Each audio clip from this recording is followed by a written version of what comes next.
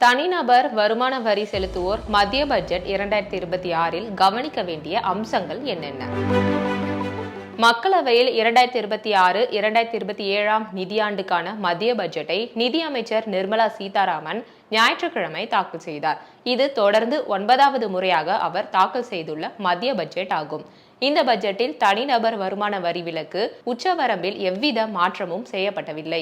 கடந்த மத்திய பட்ஜெட்டில் தனிநபர் வருமான வரி விலக்கு உச்சவரம்பு 12 லட்சம் ரூபாயாக உயர்த்தப்பட்டது. நிலைக்கழிவும் 50,000 ரூபாயிலிருந்து 75,000 ரூபாயாக அதிகரிக்கப்பட்டது. அதன்படி ஓராண்டு வருமானம் 12,75,000 ரூபாய் வரை இருந்தால் வருமான வரி செலுத்த தேவையில்லை. நியூ ரெஜிம் எனப்படும் இந்த புதிய வருமான வரி விகிதம் அப்படியே தொடர்கிறது. ஓல்டு ரெஜிம் எனப்படும் பழைய வருமான வரி விகிதத்தில் 2,50,000 ரூபாய் வரை வரி கிடையாது.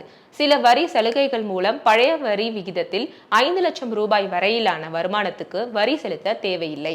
அந்த பழைய வருமான வரி விகிதமும் அப்படியே தொடர்கிறது. வருமான வரி சட்டம் 1961க்கு பதிலாக வருமான வரி சட்டம் 2025 நாடாளுமன்றத்தில் நிறைவேற்றப்பட்டுள்ளது.